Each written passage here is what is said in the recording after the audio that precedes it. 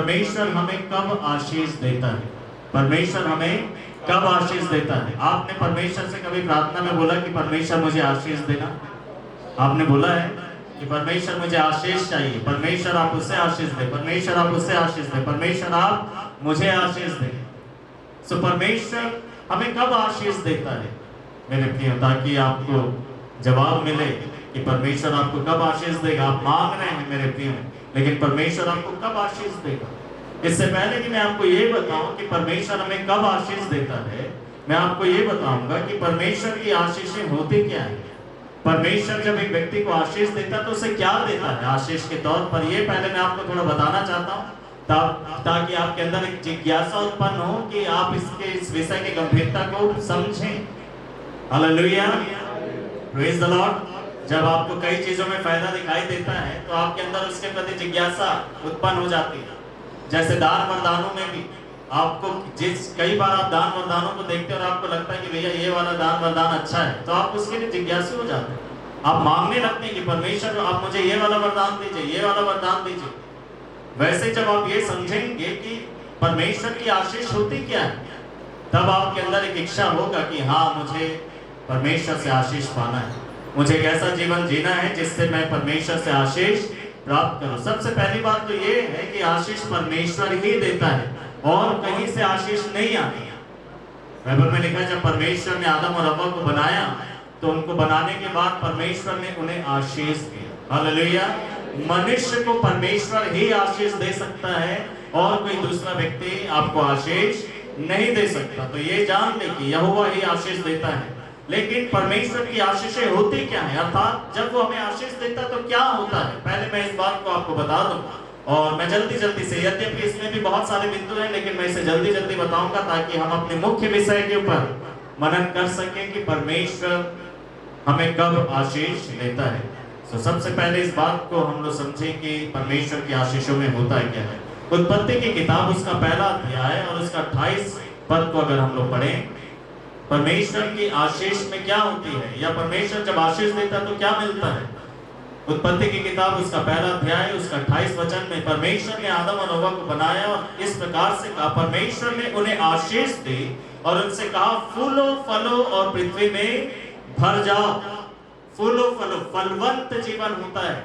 आप याद रखें, आपकी जिंदगी सूखी नहीं रहेगी, वीरान नहीं रहेगी, बंजर जैसी नहीं रहेगी, लेकिन आपके जीवन में फलवंतता दिखाई देगी, फल दिखाई देंगे, आपको प्रतिफल मिलेगा। ये यहोवा की ओर से आशीष होता है। हालेलुया। सो पहला बात मेरे प्रिय, यहोवा जब आशीष देता है तो क्या होता है, जिंदगी फलवंत होती है। आप महसूस करेंगे कि आप फलदायी हो रहे हैं, आपको अच्छा लगेगा आपका जीवन, आपका अपना जीवन आपको बोझ नहीं लगेगा। भले ही आपके जिंदगी में कुछ चुनौतियां हैं, लेकिन आपको आपका जीवन बेकार नहीं लगेगा, आपको आपका जीवन अच्छा लगेगा। आपको पता होगा कि मेरा जीवन उपयोगी है। हालेलुया। आपको पता होगा कि आपको अपने आप अच्छा लगेगा और लोग भले हैरान हो जाए कि ये इतना अच्छा, इतने अच्छे से इतना खुश रहता क्यों है, वो परमेश्वर की आशीष है। हालेलुया। क्योंकि परमेश्वर ने आपको आशीष दिया, आप फलवंत हैं। सो फलवंत होते हैं, बढ़ते हैं जिंदगी में। क्या आप बढ़ती को देख रहे हैं? क्या आप अपने जिंदगी में बढ़ पा रहे हैं, उन्नति कर पा रहे हैं? दूसरा बात, जब परमेश्वर आशीष देता है तब क्या होता है मेरे प्रिय, जो हमारे पास नहीं है वो हमारे जीवन में हमें मिल जाता है। हालेलुया। जब परमेश्वर हमें आशीष देता है तो जो हमारी जिंदगी में नहीं है वो हमारे जीवन में आ जाता है। परमेश्वर ने अब्राहम को बुलाया उत्पत्ति उसके 12वें अध्याय में और उसने बोला कि मैं तुझे आशीष दूंगा। और उस आशीष में वो परमेश्वर क्या देना चाहता था मेरे प्रिय, सबसे पहले परमेश्वर ने बोला कि मैं तुझे एक बेटा दूंगा। हालेलुया। ऐसा नहीं कि अब्राहम के पास बेटे थे, कई लोग जिनके पास बेटे रहते हैं लोग प्रार्थना करते हैं कि बेटा मिले। खैर, आप प्रार्थना कर सकते हैं, लेकिन बेटियों को कम ना जाने। हालेलुया। मेरे प्रियो, सब परमेश्वर की दृष्टि में बराबर है, लेकिन अब्राहम और सारा के पास कोई भी संतान नहीं थे, वो निसंतान था। परमेश्वर से वो प्रार्थना करते हैं और वो कहते हैं कि परमेश्वर हमें संतान दे। परमेश्वर ने बोला कि मैं तुझे एक बेटा दूंगा। अर्थात मेरे प्रियो, जो आपके जीवन में नहीं है आपको वो परमेश्वर देता है।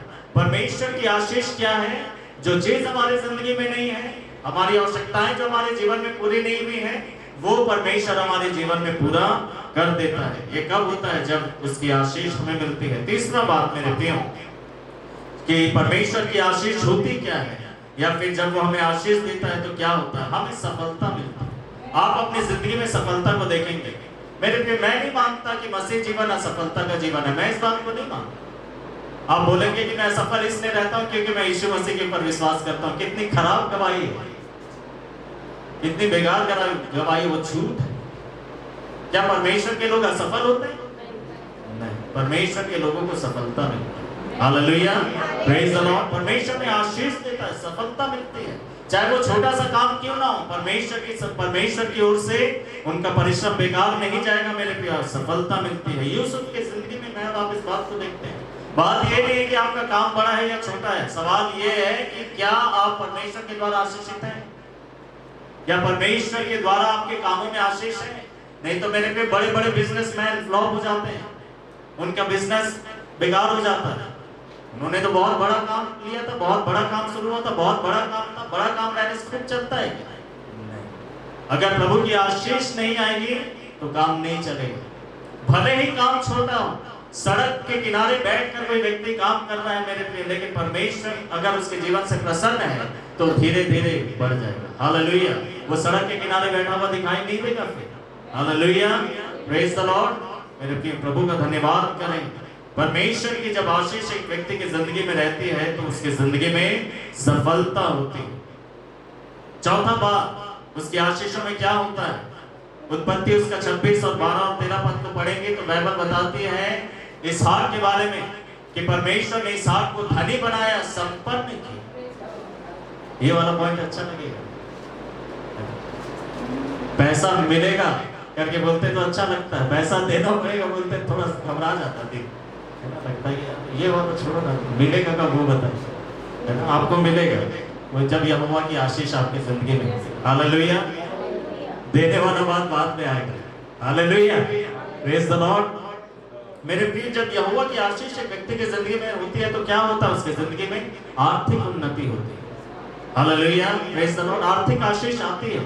देखिए, पर कई बार मसीह जीवन में बढ़ते समय कई संघर्ष से होकर गुजरना पड़ता है और उसमें से कई बार आर्थिक संघर्ष से भी एक व्यक्ति गुजरता है, विश्वासी। लेकिन मेरे प्रियो, ऐसा नहीं है कि हर एक विश्वासी गरीब रहेगा, दरिद्र रहेगा, आर्थिक तरीके से कंगाल रहेगा, उसके पास ज्यादा कुछ नहीं होगा। क्यों? बोले कि हम तो प्रभु के लोग हैं, हम तो कंगाल ही रहेंगे।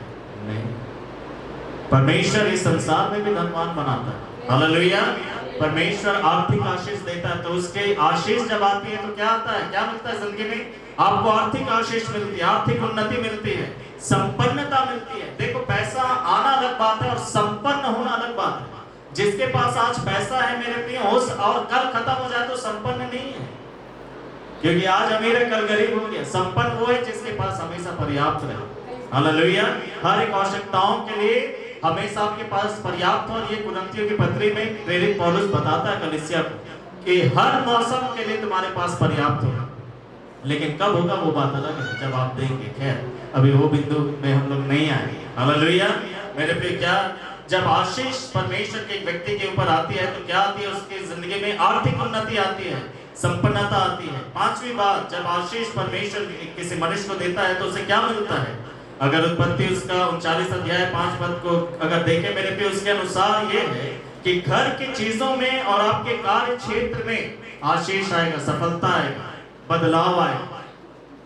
ये पोतीफर के घर में हुआ। यूसुफ क्योंकि पोतीफर के घर में था और यूसुफ के कारण पोतीफर ने अपने घर में आशीष देखा। लिखा है कि पोतीफर ने देखा कि उसके घर के वस्तुओं में और उसके मैदान में मतलब मेरे प्रिय, आपको पता पहले का वो समय था जब खेती किसानी ज्यादा हुआ करता था। हर एक के पास, अधिकांश लोग खेती किसानी करने वाले लोग थे। ऐसा नहीं कि मैदान था तो वहां पर घास फूस बहुत अच्छे से उगता था, नहीं। मेरे प्रिय, उसका जो परिश्रम है या उसका जो मेहनत है बेकार नहीं जाता था। उसके कार्य क्षेत्र में वो मैदान आपका बिजनेस हो सकता है, वो आपका जॉब हो सकता है, आपका प्राइवेट जॉब भी हो सकता है, सरकारी जॉब भी हो सकता है, कुछ भी हो सकता है। वो मैदान है, क्या उसमें आशीष है? क्या आपके बिजनेस में आशीष है? क्या आपके कार्य क्षेत्र में, आप अपनी ड्यूटी में क्या आप आशीष को देखते हैं? लिखा है कि जब परमेश्वर आशीष देता है तो घर की वस्तुओं में भी आशीष आता है। आपके घर की जो वस्तुएं हैं वो भी आशीषित होंगे, आपके सामान टिकाऊ होंगे। ऐसा नहीं कि परमेश्वर नहीं चाहता कि आप दूसरा खरीदें, लेकिन आपके घर में सामान ठीक ठाक रहे, टूट फूट नहीं होते रहेगा कि इधर से गिर गया टूट गया, उधर से गिर गया टूट गया, अब वो टूट गया वो टूट गया, ऐसा नहीं होते रहेगा। याद रखिए, आपको एकदम वस्तुओं का नुकसान नहीं होता रहेगा, बार बार आपके पास अच्छा चलेगा। Hallelujah, praise the lord. प्रभु की दया से मैंने मेरे जीवन में देखा है कि सामान चलता है। Hallelujah, hallelujah. और प्रभु का धन्यवाद हो कि नया सामान देता भी है, फिर पुराना सामान रखा भी रहता, फिर देता भी है, फिर पुराना सामान निकाल देगा। हालेलुया, जब मौका मिले तो जरूर ऐसा करें। सो आपके घर की वस्तुओं के ऊपर आशीष रहे, आपके कार्य क्षेत्र में आप आशीष को देखेंगे जब परमेश्वर आशीष देता है। छठवां बात, जब आशीष एक व्यक्ति की जिंदगी में होती है तो क्या रहता है मेरे प्रियो? इफिसियों के पत्र इसका पहला अध्याय 3 पद में लिखा है कि उसने स्वर्गीय स्थानों में हर एक प्रकार की आत्मिक आशीषों से हमें आशीषित किया है। आपके आत्मिक जिंदगी में आशीष दिखाई देगा, आपके जिंदगी में आत्मिक वरदान दिखाई देंगे, आपकी जिंदगी में आत्मिक फल दिखाई देंगे, आप आत्मिक तरीके से बढ़ रहे होंगे, आपको पता होगा कि आप आत्मिक उन्नति कर रहे हैं जब परमेश्वर की आशीष रहती है। मेरे प्रिय, आपको पता, आत्मिक उन्नति बहुत आनंदित करता है व्यक्ति। जब आप ये देखेंगे कि आप आत्मिक तरीके से बढ़ रहे हैं, मजबूत हो रहे हैं, प्रभावशाली बन रहे हैं, आपको बड़ी खुशी होगी। हालेलुया। जब आप परमेश्वर के लिए इस्तेमाल होने लगेंगे, आपको खराब लगेगा नहीं मेरे प्रिय, वो आनंद और आनंद से ज्यादा है। Hallelujah, praise the lord. मेरे प्रिय, जो धन दौलत के द्वारा नहीं आ सकता, वो परमेश्वर के द्वारा उपयोग किए जाने से मिलता है वो आनंद। जब आप ये देखते हैं कि आप लोगों के लिए आशीष का कारण है, जब आप ये देखते हैं कि परमेश्वर आपको लोगों के लिए इस्तेमाल कर रहा है, आपकी प्रार्थनाएं सुनी जा रही हैं, आपके प्रचार से लोगों का जीवन बदलता है, लोग आशीष पाते हैं, जब आप ये देखेंगे कि आप एक आशीषित व्यक्ति हैं तो आप आनंदित होंगे। हालेलुया। मेरे प्रिय, पतरस ने क्या बोला? सोना चांदी मेरे पास नहीं है, लेकिन जो मेरे पास है वो मैं तुझे देता हूं, यीशु के नाम से उठ और चल फिर। हालेलुया। आत्मिक आशीष था उसके पास, उसने आत्मिक आशीष को बांटा। तो जब यहोवा की आशीष किसी व्यक्ति में होती है मेरे प्रिय, तो उसके जीवन में आत्मिक आशीषें भी मिलती हैं। सातवां बात, निर्गमन उसका 23 के 25 में लिखा है, यदि तुम मेरी उपासना करोगे तो तुम्हारे अन्न और जल पर मैं आशीष दूंगा।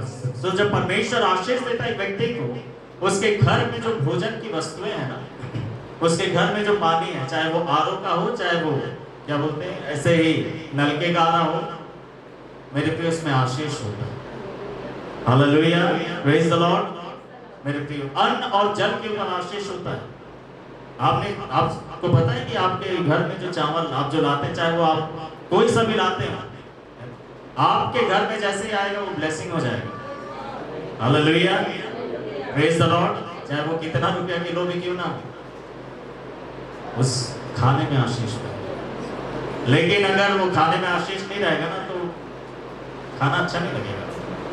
चाहे आप कितना भी महंगा खाएं, आपको खाने का मन भी नहीं करेगा कई बार। सो पानी में और खाने में आशीष आता है, कितना खुशी का बात है मेरे लिए। क्या आप चाहते हैं कि आपके अन्न जल पर आशीष आए? हालेलुया। हमेशा पर्स की तरफ मत देखिए, आपके घर में चावल भी रहता है, पानी भी रहता है ना, सारे खाने की जो सामग्री है उस सब के ऊपर परमेश्वर की आशीष होगी। आप नहीं जानते कि इसको आप खा रहे हैं, आपको क्या आशीष मिल रहा है। आपको लग रहा है खाली पेट भर रहा है, सिर्फ पेट नहीं भर रहा है, परमेश्वर आपको हो सकता है उसके द्वारा धीरे धीरे चंगाई दे रहा है। हालेलुया, आप चंगाई पा रहे हैं, परमेश्वर आपको आशीष दे रहा है। आठवां बात, जब परमेश्वर आशीष देता तो उसके एक व्यक्ति को क्या मिलता है? भजन संहिता उसका 29 का 11 में लिखा है कि परमेश्वर अपने लोगों को आशीष देता है और शांति देता है, शांति की आशीष देता है। आपकी जिंदगी में शांति रहेगी। हालेलुया, आपके जीवन में सुकून रहेगा, आप अपने आप को सुरक्षित महसूस करोगे, आप परेशान नहीं रहोगे, आप घबराए से नहीं रहोगे, आप डरे से नहीं रहोगे, आप निराश से नहीं रहोगे। भजनकार कहता है भजन संहिता 4 अध्याय में कि मैं शांति से लेट जाऊंगा क्योंकि यहोवा तो मुझे संभालता है। कई लोगों को सोते समय डर लगता होगा कि कुछ हो ना जाए रात में सोते। ऐसे भी होते हैं लोग जिनको डर रहता है कि सोते हम मर ना जाए, ऐसा ना हो जाए, वैसा ना हो जाए, ये ना हो जाए, वो ना हो जाए। लेकिन दाऊद कहता है कि मैं शांति से लेट जाऊंगा। हालेलुया, मैं शांति से लेट जाऊंगा। शांति से लेटने के लिए कई लोगों को मसीह गीत सुनने पड़ते कान में लगाकर सोते। मैं ये नहीं बोल रहा हूँ कि गलत, आप जरूर से सुनते सोए, वचन को सुनते सोए। मैं भी ऐसा करता हूँ, कई बार वचन सुनते सोता हूँ या गाना लगाते सोता हूँ। कई लोग तो ना तो सुनना पड़ता ना पढ़ना पड़ता, ऐसा करना पड़ता, तो खाली बाइबल खोलते हैं नींद आ जाती है। हालेलुया। चाहे वो किसी भी टाइम पे है ना, बाइबल खोलते ही उनको नींद आना शुरू हो जाता है। तो बाइबल खोल के रखिए, नहीं तो बंद करोगे फट से उठ जाओगे। जब परमेश्वर आशीष देता है तो उसकी आशीषों में और क्या होता है मेरे प्रिय। नीति वचन उसके 10 के 22 में लिखा है, धन यहोवा की आशीष से मिलता है। हालेलुया। धन यहोवा की आशीष से मिलता है मेरे प्रियो। जब परमेश्वर एक व्यक्ति को आशीषित करता है तो उसको धनी भी बनाता है। उसके जिंदगी में जो धन की आवश्यकता है उसको पूरी करता है। परमेश्वर को पता होता है कि इस व्यक्ति को पैसे की जरूरत है और परमेश्वर पैसों का प्रबंध करता है। हालेलुया। सो ये सब मैंने इसलिए बताया ताकि अब आप इस विषय के ऊपर ध्यान दे सकें कि परमेश्वर हमें कब आशीषित करता है। अगर वो हमें आशीषित करेगा तो ये सब चीजें हमारे जिंदगी में हमें मिलेंगी। क्या आप चाहते हैं कि सब चीजें हमको मिले? हालेलुया। तो ये जानना जरूरी है कि वो हमें ये आशीष देगा कब, हम ये आशीषें पाएंगे कब, परमेश्वर हमें कब आशीषित करता है। सबसे पहला बात, उत्पत्ति की किताब उसका 12वां अध्याय, उत्पत्ति की किताब उसका 12वां अध्याय और उसका 3 पद को पढ़ेंगे। उत्पत्ति की किताब और उसका 12वां अध्याय और उसका 3रा वचन। जब परमेश्वर ने अब्राहम को बुलाया, अब्राहम को बुलाने के बाद परमेश्वर ने अब्राहम से वायदा किया और वायदा करते हुए इस प्रकार से कहा, दूसरे पद से मैं पढ़ रहा हूं, मैं तुझे एक बड़ी जाति बनाऊंगा और मैं तुझे आशीष दूंगा और तेरा नाम महान करूंगा, इसलिए तू आशीष का कारण होगा। जो तुझे आशीर्वाद देंगे मैं उन्हें आशीष दूंगा। सबसे पहला बात, परमेश्वर ने क्या बोला अब्राहम से कि अब्राहम जो तुझे आशीर्वाद देंगे मैं उन्हें आशीष दूंगा। अगर आप चाहते हैं कि परमेश्वर आपको आशीष दे तो परमेश्वर के जो चुने हुए अभिषिक्त लोग होते हैं आप उनको आशीर्वाद दें, आप उनको कोसिए मत, आप उनके लिए बुरा बुरा मत बोलिए। कई लोगों को बहुत ज्यादा शौक रहता है प्रभु के अभिषिक्त जनों के बारे में कुछ कुछ बोलते रहना, इधर उधर से बोलते रहना। आप ये यकीन माने विश्वासियों को परमेश्वर ने ऐसा अनुमति नहीं दिया है। ऐसे विश्वासियों को परमेश्वर ने ऐसी अनुमति नहीं दिया है कि आप परमेश्वर के अभिषिक्त जनों को कुछ भी बोलते रहें। परमेश्वर के अभिषिक्त जनों को कई बार परमेश्वर के दूसरे अभिषिक्त जन सुधारते हैं, समझाते हैं, बताते हैं, लेकिन आप कुछ भी बोलते रहे, अपने घर बैठे कोसते रहे, चाहे आप उसके सामने कोसे या पेट पीछे कोसे, कुछ भी बोले, आपको नुकसान हो जाएगा। लिखा है कि जो तुझे आशीर्वाद देंगे। अब अब्राहम को आशीर्वाद देने से कुछ होगा आपको कि मैं अब्राहम को आशीष देता, अब्राहम तो चला गया, तो अब आप किसको आशीर्वाद दोगे? हालेलुया। उसके वंशजों, हालेलुया, उसके चुने हुए लोगों को, जिसको परमेश्वर ने अभिषिक्तों को ठहराया है। आप उनके विरुद्ध में बातें ना करें, अपने जुबान के ऊपर नियंत्रण करिएगा। अपने घनिष्ठ मित्र या सहेली के पास चले गए और पास्टर प्रचारकों के बारे में शुरू हो गए। कई लोग अपने पास्टर के बारे में शुरू हो जाते हैं, अपने चर्च के लोग अपने पास्टर के बारे में शुरू हो जाते हैं। लेकिन आपको पता होना चाहिए कि दुनिया गोल है, कोई ना कोई बात मुझे आकर बता देता है। आपके जो बेस्ट फ्रेंड है वो बेस्ट नहीं रह जाते। हालेलुया। मेरे प्रिय, परमेश्वर के अभिषिक्त लोगों को मत बोलिए, है ना, उनके ऊपर उंगली मत उठाइए, नहीं तो न्याय आपके ऊपर आ जाएगा। परमेश्वर तो उनको देख लेगा, आप नहीं भी बोलेंगे तो परमेश्वर उनको देख लेगा। लेकिन मेरे प्रिय, अगर आप बोलेंगे तो उनके साथ साथ वो आपको भी देखेगा, वो आपका भी फिर न्याय करेगा, आपसे भी फिर वो लेखा लेगा, आपसे भी फिर वो पलटा लेगा। और बेकार बेकार में ऐसा मुंह से बोलने के कारण आपकी जिंदगी में श्राप आ जाए। सो मेरे प्रियो, अगर आप आशीष चाहते हैं, परमेश्वर हमें कब आशीष देता है? सबसे पहला, जब हम प्रभु के चुने हुए लोगों को आशीष देते, उनके लिए कोई बुरा नहीं बोलते, उनके लिए खराब नहीं बोलते। क्यों पता है मेरे प्रियो? गिनती की किताब को देखेंगे, गिनती की किताब उसका 6 अध्याय और उसका 24 वचन को पढ़ेंगे। गिनती की किताब और उसका 6वां अध्याय और उसका 24 पद को, यहाँ पर परमेश्वर ने याजकों को एक अधिकार दिया। हालेलुया। परमेश्वर ने याजकों को एक अधिकार दिया और अधिकार देकर परमेश्वर ने बोला कि तुम लोगों के ऊपर ऐसे आशीर्वाद को प्रवाहित करना या ऐसी घोषणा करना इस आशीर्वाद की 22 पद में लिखा है, फिर यहोवा ने मूसा से कहा, हारून और उसके पुत्रों से यह कह, तुम इस्राएलियों को इस प्रकार आशीर्वाद देना। देखो, परमेश्वर ने हारून और उसके पुत्रों को अलग किया, लेवियों को अलग किया, ताकि वो पुराने नियम में याजकी सेवा करें, परमेश्वर के भवन में सेवा टहल करें, और इस्राएलियों के लिए परमेश्वर के पास जाकर भेंट चढ़ाएं, बलिदान चढ़ाएं और उनके लिए मध्यस्थता करें। और परमेश्वर ने इन याजकों को एक अधिकार दिया इस्राएलियों के लिए, और यह अधिकार क्या था? परमेश्वर ने ऐसा बोला कि तुम इस्राएलियों को इस प्रकार आशीर्वाद देना। जैसे परमेश्वर आशीर्वाद देता है तो आशीर्वाद लग जाता है, वैसे ही जब परमेश्वर के चुने हुए दास और दासी और अभिषिक्त जन आपको आशीर्वाद देते तो आपको लग जाएगा। क्यों? क्योंकि परमेश्वर ने यह अधिकार उनको दिया हुआ है। हालेलुया! क्योंकि परमेश्वर ने यह अधिकार आपको दिया हुआ है। परमेश्वर ने अपने लोगों को यह अधिकार दिया हुआ है। परमेश्वर ने क्या बोला कि तुम इस्राएलियों को इस प्रकार आशीर्वाद देना, उनसे कहना, यहोवा तुझे आशीष दे। सो मेरे प्रिय, परमेश्वर ऐसा कह रहा है कि हारून और उसके पुत्र और आने वाले समय में जो याजक होंगे, जब वो खड़े होकर इस्राएली, पूरी इस्राएली सभा खड़ी होगी और अपने हाथ को बढ़ाकर ये बोलेंगे कि यहोवा तुझे आशीष दे, तब परमेश्वर क्या करेगा? उन्हें आशीष देगा। हालेलुया!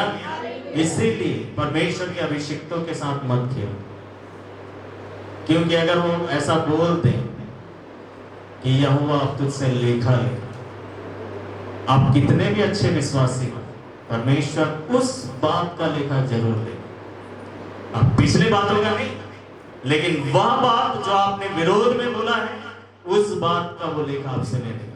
आपको पता है, जब मरियम और हारून बड़बड़ करने लगे मूसा के विरुद्ध में, और मरियम को ज्यादा ही बोल रही, समझने वाले के लिए इशारा काफी है बोलते हैं, तो कई लोग समझ गए। मरियम बहुत ज्यादा बोलने लगी मूसा को। मूसा कुछ नहीं बोला, मूसा चला गया। मूसा को खराब लगा होगा कि कितना बोलते हैं, मेरे अपने लोग मुझसे क्या क्या बोलते हैं, लोग नहीं समझते। और मेरे लिए बाइबल बताती है कि मरियम को कोड़ हो गया। तो परमेश्वर ने कौन सी बात का सजा दिया था मरियम को? मिस्र में रहते हुए जो कुछ किया था उसका सजा दिया था, या बीच में कुछ कुड़कुड़ाया था उसका सजा दिया था? किस बात के लिए? सिर्फ एक ही बात के लिए कि तूने मेरे दास मूसा के साथ ऐसा किया। प्रभु वो तो मेरा भाई है, भाई होगा तेरा, मेरा दास है, मेरा अभिषिक्त जन है। क्या भूल गई? वो तेरा भी अभिषिक्त जन है, भले ही वो तेरा भाई है। हालेलुया! मेरे प्रियो, आपका रिश्ता कुछ भी हो सकता है प्रभु के जनों के साथ, लेकिन आप उनके विरुद्ध में बातें ना किया, उनके विरुद्ध में बातें ना किया करिए। परमेश्वर के हाथ में सब कुछ छोड़ दीजिए, परमेश्वर देखेगा, परमेश्वर है जो उनसे बात करेगा। हालेलुया! सो पहला बात, अगर आप चाहते हैं कि परमेश्वर आपको आशीष दे, या परमेश्वर हमें कब आशीष देता है? जब हम प्रभु के चुने हुए लोगों को आशीष देते हैं और श्राप नहीं देते। आप अच्छा बोले, भला बोले, उनके लिए उन्नति की बातों को बोले, उनके लिए ब्लेस करें, उनकी अच्छी बातों को बोले। इधर उधर जब जाते हैं तो प्रभु के चुने हुए लोगों के बारे में भली बातों को बोले, अच्छी बातों को बोले, और तब परमेश्वर आपसे प्रसन्न होगा और आपके जीवन को भी वो आशीष देगा। हालेलुया! दूसरा बात, परमेश्वर हमें कब आशीष देता है? उत्पत्ति की किताब उसका 39 अध्याय और उसका 1 पद से लेकर 5 पद तक पढ़ेंगे। उत्पत्ति की किताब उसका 39 अध्याय और उसका 1 पद से लेकर 5 पद तक, जब यूसुफ को उसके भाइयों ने बेच दिया था इस्माइलियों के हाथों में, और फिर इस्माइलियों के हाथों ने, इस्माइलियों के द्वारा वो मिस्र में बेच दिया गया, और मिस्र में पोतीफर ने उसे अपने घर में एक दास की तरह खरीद लिया। खरीद लिया ये सोचकर कि मैं अपने घर में इसे एक दास की तरह रखूंगा, और उसे छोटा छोटा काम देने लगा। और बाइबल बताती है, मैं इसको आपके लिए पढ़ना चाहता हूं मेरे प्रियो, दूसरे पद से आगे, और यहोवा यूसुफ के संग था, इसलिए वह एक सफल पुरुष हो गया। वह अपने मिस्री स्वामी के घर में रहता था। जब उसके स्वामी ने देखा कि यहोवा उसके साथ है और जो भी काम वह करता है उसको यहोवा उसके हाथ से सफल कर देता है, तो उसने यूसुफ पर कृपा दृष्टि करके उसे अपना निजी सेवक बनाया। हालेलुया! बाइबल बताती है, जब पोतीफर ने देखा कि यूसुफ के जिंदगी में एक अलग आशीष है, उसके कामों में एक अलग आशीष है, तो एक विशेष स्थान दिया। हालेलुया! एक अच्छा स्थान दिया। उसका मतलब यह है कि एक अच्छा बर्ताव किया, एक अच्छा व्यवहार उसके साथ किया मेरे प्रिय, एक अच्छा स्थान उसे दिया। और उसके वजह से क्या हुआ? बाइबल में लिखा है कि तो उसने यूसुफ पर कृपा दृष्टि करके उसे अपना निजी सेवक बनाया। उसने उसे अपने घर का सर्वे सर्वा ठहराकर अपना सब कुछ उसके हाथ में सौंप दिया। फिर ऐसा हुआ कि जब से उसने उसे अपने घर और अपनी सब संपत्ति का सर्वे सर्वा ठहराया, तब से यहोवा यूसुफ के कारण उस मिस्री के घर पर आशीष देने लगा। हालेलुया। तब से किसको आशीष देना था? यूसुफ को या पोतीफर को? पोतीफर। हालेलुया। आपको पता है केवल आप आशीष बटोरने के लिए नहीं है, लेकिन आप इसलिए भी रखे गए हैं ताकि आपके द्वारा दूसरे लोग आशीष पाएं। काम आप करोगे और फायदा दूसरों को होगा। हालेलुया। आपको पता है ये उनके लिए आशीष है, आप उनके लिए आशीष का कारण है। इसके लिए प्रभु का धन्यवाद करेंगे आप कि आपके परिश्रम और आपके किसी भी चीज के द्वारा जो आपके पास है दूसरे लोग लाभान्वित हो रहे हैं। आप बोलेंगे ये तो बस मेरा फायदा उठाते रहते हैं। अरे प्रभु का धन्यवाद करें कि आप एक ऐसी स्थिति में हैं कि लोगों को आपसे फायदा होता है। जो जबरदस्ती काम निकालना चाहते हैं कि वो आपको चिंता करने की जरूरत नहीं है उसकी, लेकिन आप इस बात में जरूर धन्यवाद करें कि आपसे परमेश्वर आपके द्वारा लोग आशीषित हो रहे हैं। हालेलुया। लोग आपके द्वारा आशीषित हो रहे हैं। सो मेरे प्रिय, जब हम प्रभु के लोगों को अच्छा स्थान देते हैं, क्या आप अपने जीवन में प्रभु के लोगों को अच्छा स्थान देते हैं? कई लोग प्रभु के लोगों को पसंद नहीं करते। मैं तो पसंद नहीं करता था, मैंने कई बार बताया। जब मैं विश्वास में नहीं था, प्रभु यीशु मसीह को अपना जीवन नहीं दिया था, जब पास्टर आते थे तो मैं इधर उधर निकल जाता था। कोई रेस्पेक्ट नहीं था उनका, मेरे जिंदगी में कोई भी स्थान नहीं था, एक मेहमान की तरह भी स्थान नहीं था। जब पास्टर और कुछ लोग कैरल सिंगिंग के लिए आते थे रात में, क्रिसमस के समय में, हम कुड़कुड़ाते रहते थे लेके इनको, ये रात में क्यों आते हैं? अब समझ में आता भैया रात में निकालते हैं, दिन में भी निकालते हैं हालातों को देखकर, लेकिन हम कुड़कुड़ाते रहते थे। इतने टाइम में आते हैं, 12 बजे आ रहे हैं, 1 बजे आ रहे हैं, नींद खराब कर देते, कुड़कुड़ा रहे और फिर मुस्कुरा कर उनके सामने खड़े हो जाते हैं। मेरे प्रिय, परमेश्वर प्रभु के लोगों को अच्छा स्थान दीजिए। जो लोग प्रभु के लोगों को अच्छा स्थान देते हैं, ऐसा नहीं कि आपके घर में आए तो सबसे अच्छा प्लेस वहां पर बैठाना, वो वाला बात नहीं है। आप प्रभु के जन को बहुत अच्छे जगह बैठा सकते हैं, लेकिन आपके दिल में उसको क्या स्थान है? आपके दिल में प्रभु के लोगों के लिए क्या स्थान है? कई लोगों को प्रभु के लोग पसंद ही नहीं है। कई लोगों को ऐसा लगता है कि जैसे ही आएंगे हमें ना सुनाने लगेंगे, हमारा दिमाग खाने लगेंगे, वही सुसमाचार पकड़ लेंगे, वही वचन पकड़ लेंगे, है ना। वहां गए हैं तो आधा घंटा 45 मिनट लेकर ही जाएंगे। जब हम प्रभु के लोगों को, मेरे प्रिय, अच्छा स्थान देते हैं अपने जीवन में, रेस्पेक्ट देते हैं, उनको आदर करते हैं। पोतीफर ने आदर किया यूसुफ, भले को दास है, भले को छोटा लड़का ही है, लेकिन उसकी जिंदगी में परमेश्वर की उपस्थिति रहती है, इसीलिए उसने एक अच्छा पद उसे दे दिया। उसको क्या पता था कि जैसे ही वो उसको प्रमोशन देगा, परमेश्वर पोतीफर को प्रमोशन देना शुरू हो जाएगा। हालेलुया। परमेश्वर उसे बढ़ाने लगा। मेरे प्रिय, प्रभु के लोगों का आदर करिए, चाहे वो छोटे हो चाहे वो बड़े हो। जब आप जानते हैं कि इसके जीवन में परमेश्वर की उपस्थिति है, आप उनका आदर किया करिए, तब परमेश्वर आपको आशीष देता है। तीसरा बात, परमेश्वर हमें कब आशीष देता है? निर्गमन की किताब उसका 23 अध्याय और उसका 25 पद। निर्गमन की किताब उसका 23 अध्याय और उसका 25 पद को हम लोग देखेंगे मेरे प्रियो, कि परमेश्वर का वचन हमें क्या सिखाता है, परमेश्वर हमें कब आशीष देता है। लिखा है 25 पद में, परंतु तुम अपने परमेश्वर यहोवा की उपासना करना, अर्थात तुम परमेश्वर की आराधना करना, परमेश्वर के गीत गाना, परमेश्वर की महिमा करना, उसकी तारीफ करना, उसकी पूजा करना। उसकी पूजा करना मतलब फोटो लेकर, दिया लेकर, अगरबत्ती लेकर खड़े बात हो जाना, ऐसा मैं नहीं बोलूंगा। कई लोगों के दिमाग में ऐसा रहता है पूजा का मतलब कि कुछ चढ़ाना पड़ेगा। नहीं, पता सबसे अच्छा चीज बाइबल में लिखा है कि तुम्हारा जो टूटा हुआ मन है, पिसा हुआ मन है, वो परमेश्वर के लिए ग्रहणीयों की बलिदान। लिखा है आज्ञाकारिता परमेश्वर के लिए बलिदान की तरह। परमेश्वर आपकी जिंदगी में वो देखता है। हालेलुया। आप क्या चढ़ाएंगे? बाइबल में लिखा है मेरे पे भजन संहिता की किताब में, परमेश्वर ने बोला दाऊद को कि दाऊद सब कुछ तो मेरा है, ये पूरा संसार किसका है बताइए? ये पूरे संसार को किसने बनाया? ये किसका है?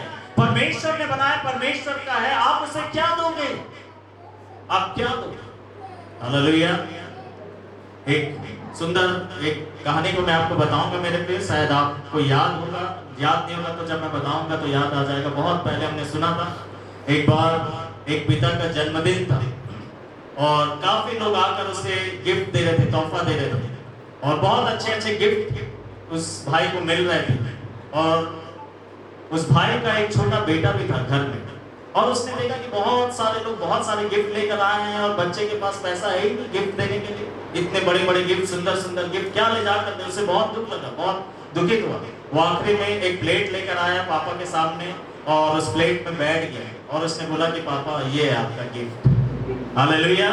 और उसके पिताजी ने उसे गले से सीने से लगा लिया, बोला कि ये मेरे लिए सबसे बड़ा गिफ्ट है, हालेलुया। उसने अपने आप को दिया गिफ्ट के तौर पर, बोला कि मैं आपका गिफ्ट, मेरे पास और कुछ नहीं है देने के लिए, मैं अपने आप को देने के लिए आया, हालेलुया। आप क्या देंगे परमेश्वर को मेरे प्यार? आप अपने आप को दे दें परमेश्वर, अपनी जिंदगी को परमेश्वर के हाथों में समर्पित कर दें। आप कुछ भी देखते रहेंगे मेरे प्रिय, लेकिन परमेश्वर को अपना जीवन नहीं देंगे, परमेश्वर को खुशी नहीं होती। लेकिन जब आप अपनी जिंदगी को परमेश्वर को देते हैं और कहते हैं कि प्रभु मैं अपना जीवन तुझे सौंपता हूं, अब से आगे आप मेरे जिंदगी के स्वामी हैं, आप मुझे चलाइए, आप मेरे ऊपर नियंत्रण करिए, मैं अपनी मर्जी से नहीं जीऊंगा, लेकिन जैसे आप मुझे चलाएंगे वैसे मैं चलूंगा, वैसे मैं चलूंगी। वो उसके लिए सबसे अच्छा तोहफा है परमेश्वर के लिए मेरे प्रिय। जब आप परमेश्वर की आराधना करते हैं, गीत गाते, उपासना करते, तब लिखा है मेरे प्रियो, मैं आपके लिए पढ़ना चाहता हूं इस 25 पद को पूरा। परंतु तुम अपने परमेश्वर यहोवा की उपासना करना और वह तुम्हारे अन्य जन पर आशीष देगा, हालेलुया, प्रेज द लॉर्ड। इसलिए मेरे प्रियो व्यर्थ के गीत, इधर उधर के गीत गाना छोड़ दीजिए, व्यर्थ की चीजों से अपने आप को दूर करिए, हटाइए, अपने आप को अलग करिए, प्रभु के गीत गाइए, प्रभु के भजन गाइए, उसकी आराधना करिए, उसकी तारीफ करिए, हालेलुया। क्यों? क्योंकि परमेश्वर तब आपको आशीष देगा। लिखा है कि जब तुम मेरी उपासना करोगे, जब तुम मेरी आराधना करोगे, जब तुम मेरी बड़ाई करोगे, प्रशंसा करोगे, उसकी तारीफ में जब आप बातें बोलेंगे मेरे प्रिय, उसकी तारीफ में जब आप गाएंगे, हमेशा उसी के गीत गाते रहे, हालेलुया, प्रेज द लॉर्ड। गुनगुनाते रहे, काम करते करते, चलते फिरते मेरे प्रिय आप गुनगुनाते रहे। हाँ खैर, जिन लोग पढ़ाते हैं, टीचिंग लाइन में पढ़ाते पढ़ाते आप गाना नहीं गा सकते, दोनों काम एक साथ नहीं कर सकते। आप पढ़ाइए, जो काम का समय काम में दीजिए, खाली समय है आपको गुनगुनाने का मन करता है, प्रभु के गीत गुनगुनाइए, हालेलुया। सीखिए प्रभु के गीत ताकि आप उसे गा सकें मेरे प्रिय। क्योंकि जब हम यहोवा ही की उपासना करते हैं, परमेश्वर हमें आशीष देता है। चौथा बात, परमेश्वर हमें कब आशीष देता है? दूसरा शमूएल की किताब उसका 6वां अध्याय और उसका 11 और 12 पद को हम लोग पढ़ेंगे मेरे प्रिय। दूसरा शमूएल की किताब और उसका 6वां अध्याय और उसका 11 और 12 वचन बाइबल बताती है मेरे प्रिय। शमूएल की किताब में जब आप पहले शमूएल की किताब को पढ़ते हैं, आप देखते हैं कि न्यायियों के दिनों में जो वाचा का संदूक था, वो फलिस्तियों ने अपने पास ले लिया मेरे प्रिय। युद्ध हुई, भयानक युद्ध था और उसमें इस्राएली हार गए और वाचा का जो संदूक है वो भी फलिस्तियों ने अपने देश में वो लेकर चले गए।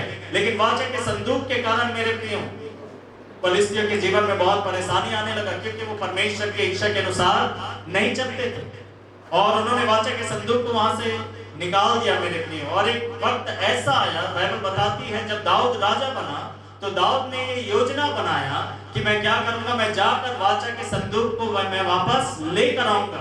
ये दाऊद ने फैसला लिया मेरे प्रिय। और दाऊद जाता है लोगों को लेकर कि वो वाचा के संदूक को वापस लेकर आए यरूशलेम में।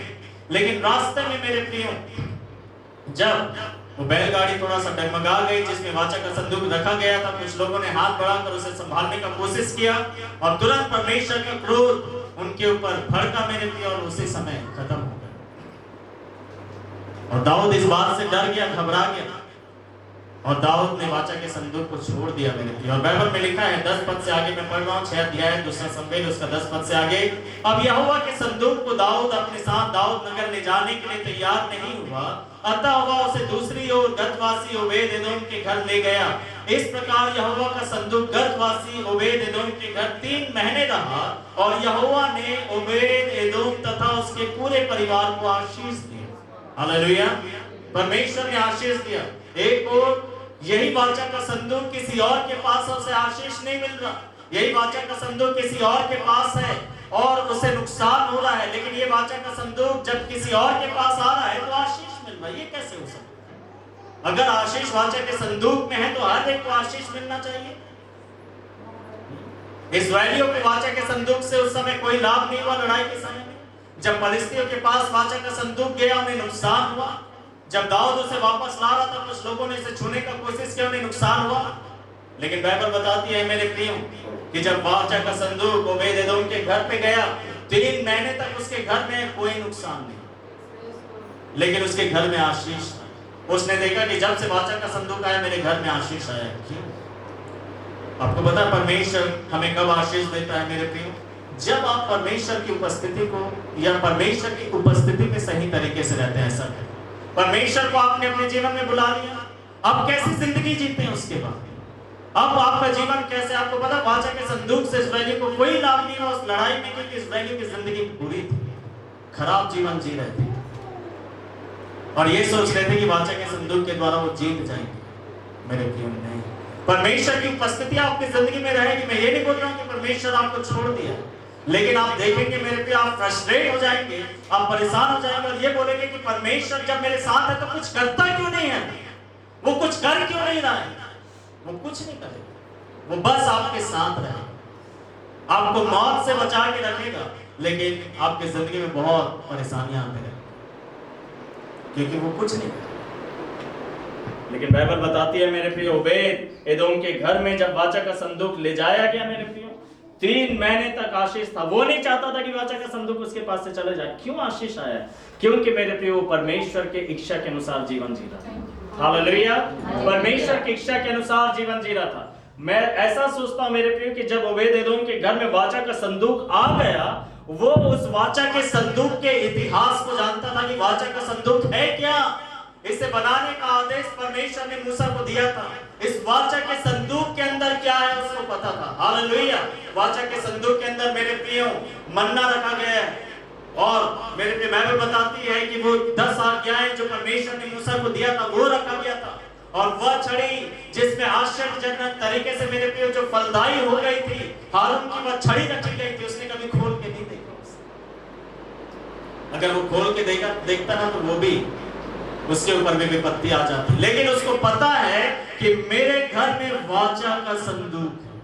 हालेलुया, मेरे घर को कैसा होना चाहिए, मुझे कैसे अपनी जिंदगी की सफाई करनी चाहिए, क्योंकि मैंने परमेश्वर को अपने जीवन में बुलाया। आपको पता है कि आपने अपने अंदर कौन से परमेश्वर को बुलाया है? पवित्र परमेश्वर को बुलाया। हालेलुया, आपकी जिंदगी में ऐसे कोई नहीं आ गया घूमता फिरता डोलते डालते, वो तो दुष्ट आत्मा है। आपने परमेश्वर को अपना जीवन दिया था। अब आप ये ना सोचें कि अरे ये तो बड़ी भयानक बात है, परमेश्वर को जीवन देना ही नहीं चाहिए। नहीं मेरे प्रिय, जब आप परमेश्वर को जीवन देंगे तभी आपको जीवन मिलता है वास्तव। हालेलुया, देखा उसके अंदर से जीवन के जल की नदियां बहना शुरू हो जाती है। जिस व्यक्ति की जिंदगी में यीशु मसीह नहीं है मेरे प्रिय, उसके अंदर से जीवन के जल की नदियां नहीं बहती। अगर आपके अंदर यीशु मसीह है, आपके अंदर से जीवन के जल की नदियां बहेंगी, लोग आपके द्वारा जीवन प्राप्त करेंगे। हालेलुया, कितना सुंदर जीवन परमेश्वर हमें देना चाहता है, लेकिन क्या आप उसके उस उपस्थिति के गंभीरता को समझते हैं?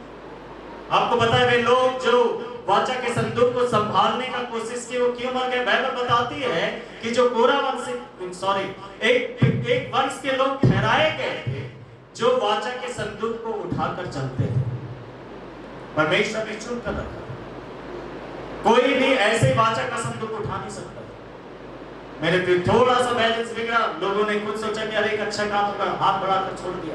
आपको पता परमेश्वर अपने वचन का आदर अपने नाम से ज्यादा करता है, तो वो आपका आदर अपने वचन से ज्यादा करेगा? आप सोचते हैं कि आप उसके वचन से ज्यादा बढ़कर कि आपके लिए वो कुछ भी हो जाएगा, बेस्ट फ्रेंड है ना, आप ऐसा कर दे ऐसा कर दे। परमेश्वर अपने वचन से बाहर नहीं जाता। Hallelujah, praise the lord. मेरे प्रिय, जो उसके उपस्थिति के, उसके मौजूदगी के गंभीरता को समझते हैं कि आपके जिंदगी के अंदर प्रभु यीशु मसीह है, आपके घर के अंदर यीशु मसीह है, वे लोग यहोवा से आशीष होते हैं। हालेलुया, परमेश्वर हमें कब आशीष देता है?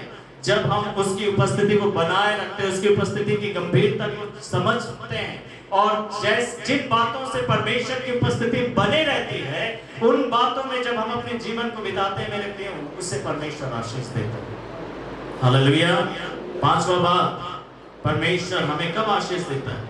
भजन संहिता उसका 5 अध्याय और उसका 12 पद में लिखा है कि जब हम धार्मिकता का जीवन जीते हैं तब परमेश्वर हमें आशीष देता है। हम सब थोड़ा थोड़ा बुरा जीवन जी लेते हैं ना, थोड़ा मुंह से बुरे हो जाते हैं, थोड़ी आदतों से बुरे हो जाते हैं, थोड़ा व्यवहार से बुरे हो जाते हैं, हम बुराई कर ही डालते हैं, कभी कभी थोड़ा सा दुष्ट भी हो जाते हैं और फिर तुरंत पश्चाताप करके मन फिरा के फिर से धर्मी हो जाते हैं। प्रभु का धन्यवाद उसके पवित्र लहू के लिए। हालेलुया। लेकिन मेरे प्रियो, जब एक व्यक्ति धार्मिकता का जीवन जीता है तब यहोवा की आशीष से मिलती है। आप कैसा जीवन जी रहे हैं? क्या आप कह सकते हैं कि आप परमेश्वर के वचन के अनुसार जी रहे हैं? बाइबल में लिखा है एलीशिबा और जकरिया के बारे में कि परमेश्वर के वचन के लिखा है कि वो दोनों धर्मी थे और परमेश्वर के वचन के अनुसार निर्दोष थे। हालेलुया। ये बहुत बड़ी बात लिखी हुई है। हमें तो जब बाइबल खोलते तो हमारी गलतियां ही दिखाई देती रहती है। हम बाइबल को देखकर ऐसा देख ही नहीं पाते कि हम निर्दोष हैं। 20 साल हो गया, 23 साल हो गया, अभी भी तो उसी जैसे दिखाई देते हैं। लेकिन जकरिया और एलीशिबा के बारे में लिखा है कि वचन के अनुसार निर्दोष थे। हालेलुया। उनका जीवन कितना अच्छा था मेरे प्रिय। धार्मिकता का जीवन था। धार्मिकता का जीवन जीना मतलब परमेश्वर के वचन के अनुसार जीवन। परमेश्वर के वचन के अनुसार वही व्यक्ति जी सकेगा जो परमेश्वर के वचन को पढ़ता, जो परमेश्वर के वचन को सुनता। क्या परमेश्वर के वचन को पढ़? क्या आपका मन, आपका ध्यान परमेश्वर के वचनों में है, या खाली संडे मैसेज सुनते हैं आप, या खाली यूट्यूब में मैसेज सुनते हैं? मेरे पे बाइबल पढ़े। हालेलुया। आप धार्मिकता का जीवन जी पाएंगे, आप एक अच्छा जीवन जी पाएंगे। दाऊद कहता है कि परमेश्वर, मैंने तेरे वचन को अपने हृदय में बसा लिया है कि तेरे विरुद्ध पाप ना करूं। हालेलुया। मेरे प्रिय, जब हम धार्मिकता का जीवन जीते हैं तब परमेश्वर हमें आशीष देता है। पौलुस कहता है कि तुम परमेश्वर के जीवित पत्री बन जाओ, अर्थात जब कोई तुम्हारे जीवन को देखे तो तुम्हारे जिंदगी में उसे परमेश्वर का वचन दिखाई दे। हालेलुया। Praise the Lord. कितना अद्भुत बात है मेरे प्रिय। पांचवा बात, परमेश्वर हमें कब आशीष देता है? जब हम धार्मिकता का जीवन जीते हैं, अर्थात जब हम परमेश्वर के वचन के अनुसार जीवन जीते हैं। आप खुद अपने जिंदगी को जांचें मेरे प्रिय, क्या आप परमेश्वर के वचन के अनुसार जी रहे हैं? या आपका विवेक आपको दोषी ठहराता है? आपका विवेक आपको बार बार कहता है कि तुम गलत कर रहे हो, तुम गलत कर रहे हो, तुम्हें ऐसा नहीं करना चाहिए, तुम्हें ऐसा नहीं जीना चाहिए, तुम सुधर जाओ, अपने मार्ग बदल लो, अपने आदतें बदल लो, अपने स्वभाव को बदल लो।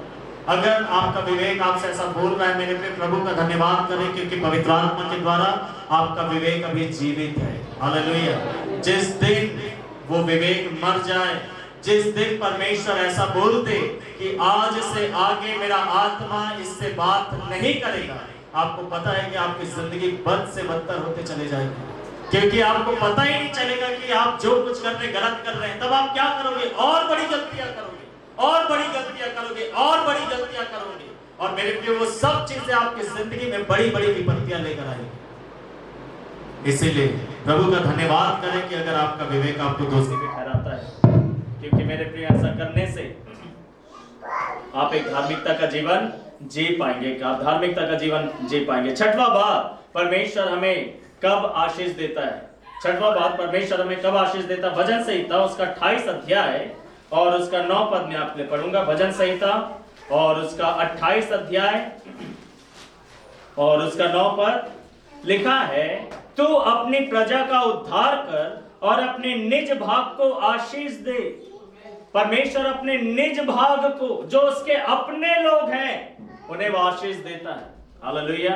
मेरे प्रिय, उसका अपना हो जाना एक सौभाग्य है, उसको अपना जीवन दे देना एक बड़ा सौभाग्य है। लेकिन परमेश्वर के निज भाग हम बनेंगे कैसे? चर्च में आने से, किसी मीटिंग में जाने से, वचन सुनने से, प्रार्थना करने से कैसे निज भाग बनेंगे? मेरे प्रिय, उसका निज भाग बनने के लिए आपको और मुझको कुछ करना पड़ेगा। मेरे प्रिय, बाइबल बताती है, यूहन्ना रचित सुसमाचार उसके पहले अध्याय में लिखा है जितनों ने यीशु मसीह को ग्रहण किया उन सब को उसने परमेश्वर की संतान होने का अधिकार दिया। हालेलुया। अगर आप परमेश्वर के निज भाग होना चाहते तो सबसे पहले अपना जीवन परमेश्वर को सौंपिए। आपको व्यक्तिगत तरीके से, आप ये नहीं बोल सकते कि मेरी पत्नी मानती है, मेरा पति मानता है, मेरे बच्चे मानते हैं, नहीं, उससे आपका कुछ नहीं हो रहा। आपकी पत्नी मानती है, आपकी पत्नी परमेश्वर के निज भाग है, आप नहीं है।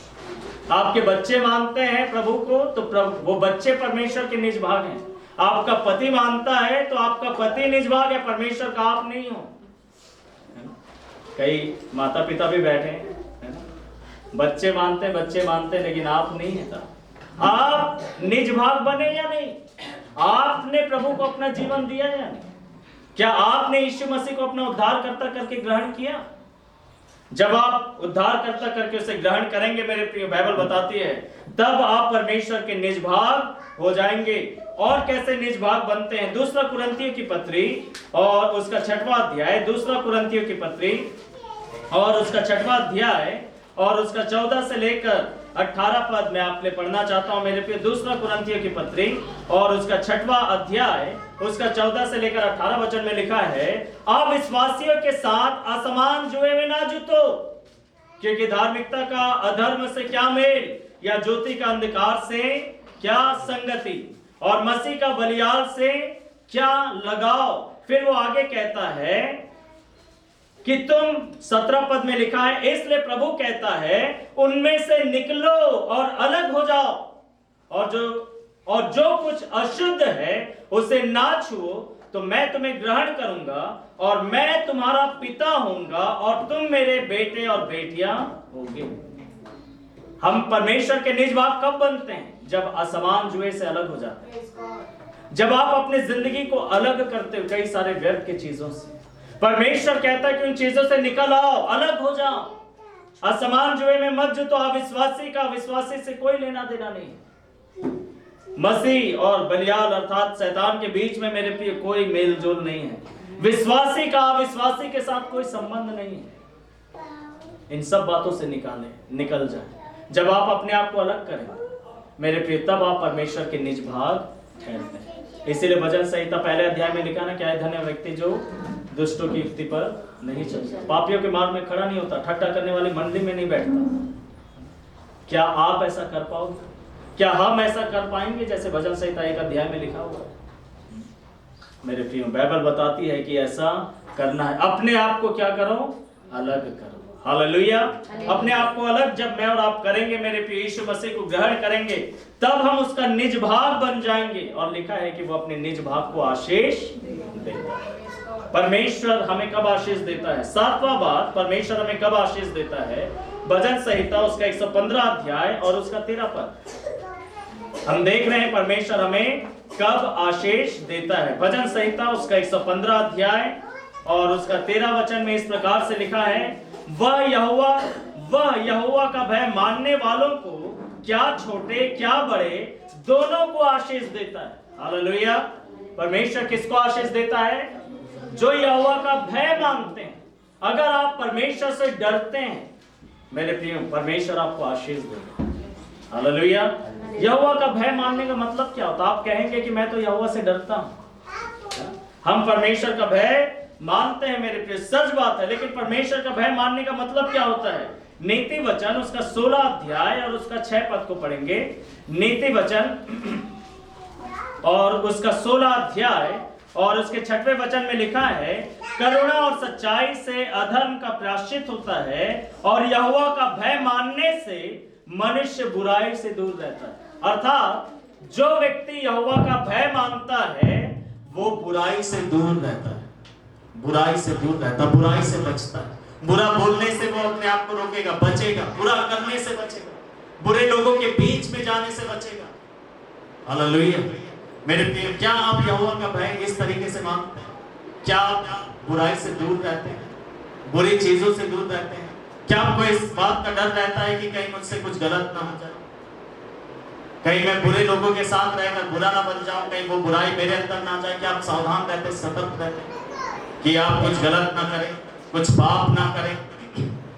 मेरे प्रिय, लिखा है जो यहोवा का भय मानते, जो परमेश्वर से डरते हैं, मेरे प्रिय, चाहे फिर वो छोटे हों या बड़े हों, परमेश्वर उन्हें आशीष देता है। हालेलुया। बहुत छोटे छोटे बच्चों के ऊपर परमेश्वर की आशीष रहती है, आपको देखा। हालेलुया। छोटे छोटे बच्चे जो परमेश्वर का भय मानते हैं, उनके ऊपर यहोवा की आशीष होती है। सातवां बात, जब हम यहोवा का भय मानकर अर्थात बुराई से दूर रहते हैं, अपने आप को बचाए रखते हैं हर एक प्रकार की बुराई से, बाइबल बताती है मेरे प्रिय, परमेश्वर हमें आशीष देता है। आठवां बात, परमेश्वर हमें कब आशीष देता है? उत्पत्ति की किताब उसका 6वां अध्याय, उत्पत्ति की किताब और उसका 26 अध्याय और उसका 1 से लेकर 3 पद मैं आपके लिए पढ़ूंगा। उत्पत्ति की किताब उसका 26 अध्याय और उसका 1 से लेकर 3 वचन में लिखा है, उस देश में अकाल पड़ा, यह उस पहले अकाल से भिन्न था जो इब्राहिम के समय में पड़ा था। इसलिए इसहाक फलिस्तियों के राजा अबीमेलेक के पास गरार नगर को गया। वहां यहोवा ने उसे दर्शन दिया और कहा, मिस्र देश को ना जाना, जो देश मैं तुझे बताऊंगा उसे में ठहरे रहे, तो इसे देश में रहे और मैं तेरे साथ रहूंगा और तुझे आशीष दूंगा। बहुत कठिन वक्त है, अकाल का समय जैसा है, विपरीत परिस्थितियां मेरे प्रिय, सूखापन है चारों तरफ, कई लोग इधर उधर चले जा रहे हैं। तब परमेश्वर इसहाक से कहता है कि इसहाक तुम मिस्र को ना जाना, तू गरार में ही रहे और मैं यही तुझे आशीष दूंगा। अर्थात परमेश्वर हमें कब आशीष देता है? जब हम कठिन परिस्थितियों में भी परमेश्वर के मार्गदर्शन पर चलते हैं, तब परमेश्वर हमें आशीष देता है। कठिन परिस्थितियों में कई बार लोग बैकस्लाइड हो जाते हैं, कई बार लोग दूसरे जैसा कर रहे वैसे ही करते हैं। आपको पता, नकल हर समय काम नहीं आता, आपको परमेश्वर की आवाज सुननी पड़ेगी। इसीलिए कई बार लोग बोलते हैं, कई बार प्रचारकों से आप सुनेंगे, मैंने ऐसा किया और परमेश्वर ने मुझे आशीष दिया। आप वैसे ही करते हैं और आपको कुछ नहीं मिलता। हो सकता है परमेश्वर आपसे कुछ और चाह रहा है। आप परमेश्वर से आवाज सुनिए कि प्रभु मैं क्या करूं, हालेलुया, मुझे क्या करना होगा इस बात से निकलने के लिए, hallelujah, praise the lord. So मेरे प्रिय, जब हम कठिन परिस्थितियों में भी परमेश्वर के मार्गदर्शन पर चलते, अपने मर्जी से फैसला नहीं लेते, अपनी मनमानी नहीं करते, अपने जिद पे अड़े नहीं रहते, जो आपके समझ में ठीक लग रहा है जब आप वही नहीं करते, लेकिन आप परमेश्वर के मार्गदर्शन का इंतजार करते हैं, अपने बुद्धि और समझ का सहारा नहीं लेते, तब परमेश्वर आपको आशीष देता है। मेरे प्रिय, क्या होता अगर इसहाक परमेश्वर की आवाज को नहीं सुनता और मिस्र को चला जाता? मेरे प्रिय, वो इतनी आशीषों को अपने जिंदगी में नहीं देखता। थोड़ा आशीष वो जरूर देख लेता, मिस्र में जाकर उसे थोड़ा सा अनाज मिल जाता, लेकिन ऐसी गवाही नहीं होती जो आगे इसहाक की यहाँ पर हुई। Hallelujah, praise the lord. So मेरे प्रिय, क्या आप कठिन परिस्थितियों में परमेश्वर के मार्गदर्शन पर चलते हैं? क्या आप कठिन परिस्थितियों में परमेश्वर की आवाज को सुनते हैं? क्या आप कठिन परिस्थितियों में जैसा परमेश्वर आपको बोल रहा है वैसे ही करते हैं, या आप चिड़चिड़ाकर, गुस्सा होकर, क्रोधित होकर, उन हालातों के कारण और गुस्सा आ रहा है आपको, कठिनाइयों के कारण और गुस्सा आ रहा है, परेशानियों के कारण और गुस्सा आ रहा है, आप संघर्ष कर रहे हैं और गुस्सा आ रहा है, हालात नहीं बदल रहे और गुस्सा होते जा रहे हैं, और फिर अपने मन में जो आ रहा है वही कर रहे हैं और बोल रहे हैं कि मेरी मर्जी, मेरे को जो करना मैं वो करूंगा, वो करूंगा, मुझे नहीं चलना प्रभु के वचन के अनुसार, मुझे नहीं जीना परमेश्वर के वचन के अनुसार। आपको पता है, थोड़े समय के बाद आप और परेशानी में पड़ जाएंगे, थोड़े समय के बाद आप और परेशानी में पड़ जाएंगे, लेकिन यहोवा उनको आशीष देता है जो कठिन परिस्थितियों में भी जैसा परमेश्वर मार्गदर्शन करता है वैसा करते हैं। और प्रभु का धन्यवाद कि कठिन परिस्थितियों में वो मार्गदर्शन करता है, हालेलुया, वो किसी न किसी तरीके से जरूर से बात करता है। 9वां बात, परमेश्वर हमें कब आशीष देता है? उत्पत्ति की किताब उसका 26 अध्याय और उसका 23 और 24 वचन, 26 अध्याय और उसका 23 और 24 वचन लिखा है, तब वह वहां से बेर्शेबा को गया। उसी रात यहोवा ने उसे दर्शन देकर, इसहाक से परमेश्वर बात कर रहा है, और परमेश्वर ने कहा, मैं तेरे पिता इब्राहिम का परमेश्वर हूँ, मत डर क्योंकि मैं तेरे साथ हूँ, मैं अपने दास इब्राहिम के कारण तुझे आशीष दूंगा। मैं इसको ऐसा समझाऊंगा मेरे प्रिय, यद्यपि इसहाक जो है वो अब्राहम का बेटा है, लेकिन मैं आपको ऐसा समझाऊंगा कि जब हम प्रभु के लोगों के साथ जुड़े रहते हैं, जब हम प्रभु के आशीषित लोगों के साथ जुड़े रहते हैं, तब हमें भी आशीष मिलते हैं। हालेलुया। क्या आप परमेश्वर के लोगों के साथ जुड़े हुए हैं? जब आप परमेश्वर के लोगों के साथ जुड़े रहेंगे, परमेश्वर आपको आशीष देगा। उत्पत्ति 13 अध्याय में हम देखते हैं कि अब्राहम और लूत दोनों बहुत ज्यादा संपन्न हो गए। मेरे प्रिय, मैं ऐसा कहूंगा कि अब्राहम के साथ रहने के कारण लूत आशीषित हुआ था, लेकिन जब अब्राहम से वो अलग हो गया, सदोम अमोरा में जाकर वो रहने लगा मेरे प्रियो, और जब परमेश्वर सदोम अमोरा को नाश करने के लिए आया और लूत और उसका पूरा परिवार सदोम अमोरा से भागा, तो क्या धन संपत्ति लेकर भागे वहां से? जो कुछ उसके पास था वो सब कुछ बर्बाद हो गया। परमेश्वर के दासों के साथ आप जब जुड़े रहते हैं, आपको आशीष मिलता है। मेरे प्रिय, लूत आशीषित हो रहा था। लूत भी उतना ही बढ़ रहा था जितना अब्राहम बढ़ रहा था। अगर अब्राहम को परमेश्वर 1000 दे रहा तो लूत को भी 1000 मिल रहा था। कितना खुशी का बात। अब लूत बैठे बैठे सोचे कि अब्राहम मेरे कारण आशीष पा रहा है, तो ये तो अपने आप को धोखा देना है। अब्राहम के कारण, अब्राहम की आशीषें कभी भी खत्म नहीं। Hallelujah, praise the lord. मेरे प्रिय, अब्राहम जिस जगह में था, परमेश्वर ने कभी भी आग और गंधक नहीं गिराया। Hallelujah, praise the lord. प्रभु का धन्यवाद हो। जब हम प्रभु के लोगों के साथ जुड़े रहते हैं, परमेश्वर के जनों के साथ जब जुड़े रहते हैं, मेरे प्रिय, अगर आपको आशीषित होना है, एक अच्छा, एक आसान तरीका यह है कि आप प्रभु के लोगों के साथ रहें। हालेलुया, अपनी संगति प्रभु के लोगों के साथ करें। प्रभु के लोगों में से अपने लिए मित्र को ढूंढे, प्रभु के लोगों के साथ जाकर बातें करें, प्रभु के लोगों के साथ बैठे। आप देखेंगे कुछ सालों के बाद मेरे प्रिय, आप खुद बोलेंगे कि उसी के कारण मेरी जिंदगी में आशीष आई। हालेलुया, ऐसा करने के कारण मेरी जिंदगी में आशीष आई है। हालेलुया। उत्पत्ति की किताब उसका 30 अध्याय और उसका 27 पद को अगर आप पढ़ेंगे मेरे प्रिय, बाइबल बताती है याकूब अपने भाई के डर से अपने मामा लाबान के घर में चला गया था, और जब याकूब लाबान के घर पर गया और वहां पर रहकर मेहनत करने लगा, मेरे प्रिय, लाबान ने याकूब को काम पर रख लिया और वहां पर वो मेहनत करने लगा। और लाबान ने क्या देखा? उत्पत्ति इसका 30 अध्याय 27 पद में लिखा है, परंतु लाबान ने याकूब से कहा, यदि तुझे यह अच्छा लगे तो यही मेरे साथ रह जा। मैंने अनुभव से जान लिया है कि तेरे कारण यहोवा ने मुझे आशीष दी। हालेलुया। परमेश्वर ने लाबान को लाबान के कारण आशीष नहीं दिया, लाबान के कुछ ऐसे अच्छे कामों के कारण आशीष नहीं दिया, लेकिन लाबान को क्यों आशीष मिला? क्योंकि याकूब वहां रहता था। Hallelujah, praise the lord. मेरे प्रिय, जब आप परमेश्वर के लोगों के साथ जुड़े रहते हैं, उसने बोला कि अगर तुझे अच्छा लगे तो तू यही रहे, क्योंकि मैंने देखा है तेरे कारण मैं आशीषित होगा। मैंने जिन आशीषों को अपनी जिंदगी में कभी भी नहीं देखा, वो जब से मैं तेरे साथ जुड़ा हूं, जब से तू मेरे घर में आया है, मैं उन आशीषों को अपनी जिंदगी में देखा।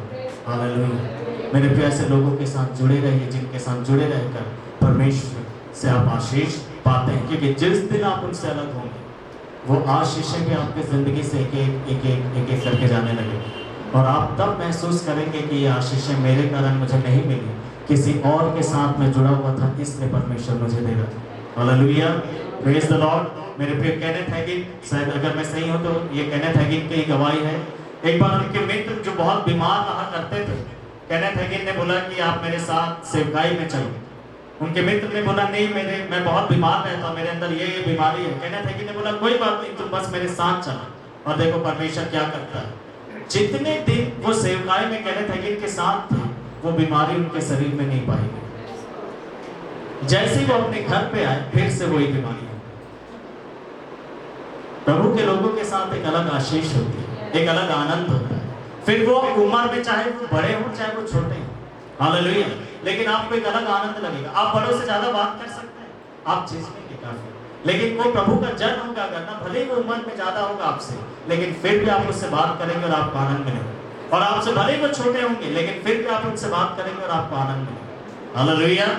मेरे प्रियो, जब हम प्रभु के लोगों के साथ जुड़े रहते हैं, परमेश्वर हमें आशीष देता है। प्रभु यीशु मसीह ने कहा कि अगर तुम मुझ में बने रहोगे, तुम मुझ में जुड़े रहोगे, तो तुम बहुत फल लाओगे। वैसे जब आप परमेश्वर के लोगों के साथ जुड़े रहते हैं, आप आशीष पाते हैं। 10वां बात, परमेश्वर हमें कब आशीष देता है?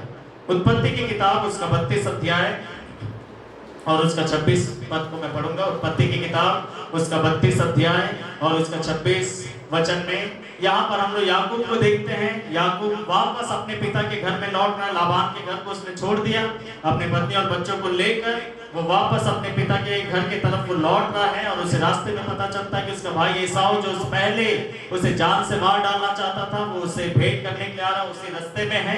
तब वो बहुत ज्यादा डर गया और उसने परमेश्वर से प्रार्थना करना शुरू किया।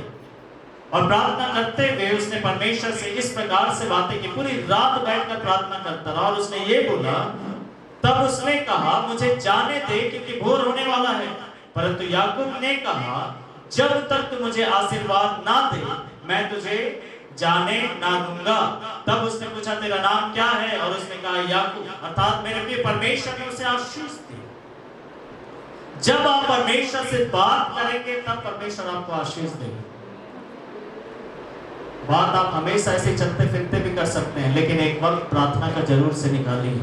जब आप प्रार्थना में बैठकर परमेश्वर से बातचीत करें। क्या आप प्रार्थना कर रहे हैं इन दिनों में?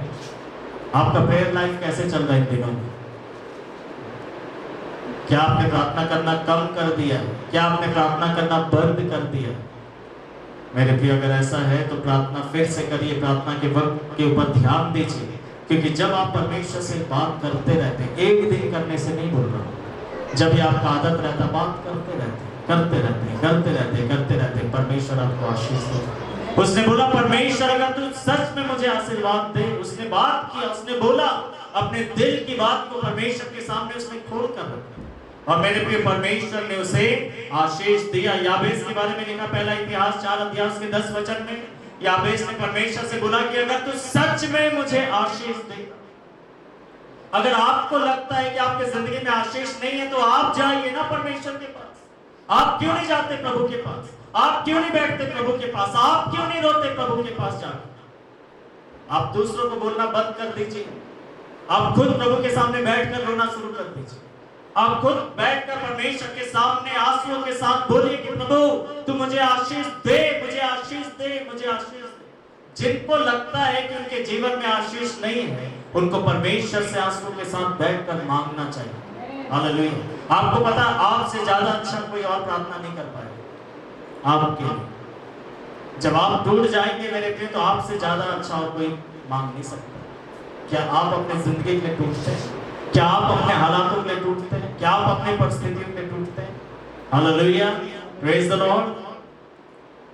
सो परमेश्वर हमें कब आशीष देता है? जब हम परमेश्वर से बात करते हैं, प्रार्थना करते हैं। 11वां बात, इसके बाद एक और पॉइंट है, फिर हम लोग समाप्त करेंगे। मलाकी की किताब उसका 3 अध्याय उसका 10 वचन है ना।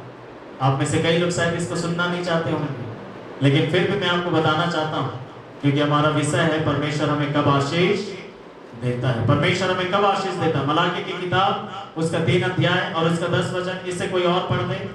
मैं तो पढ़ पढ़ के कई बार बोल दिया हूँ। सारे 10वां अंश भंडार में ले आओ।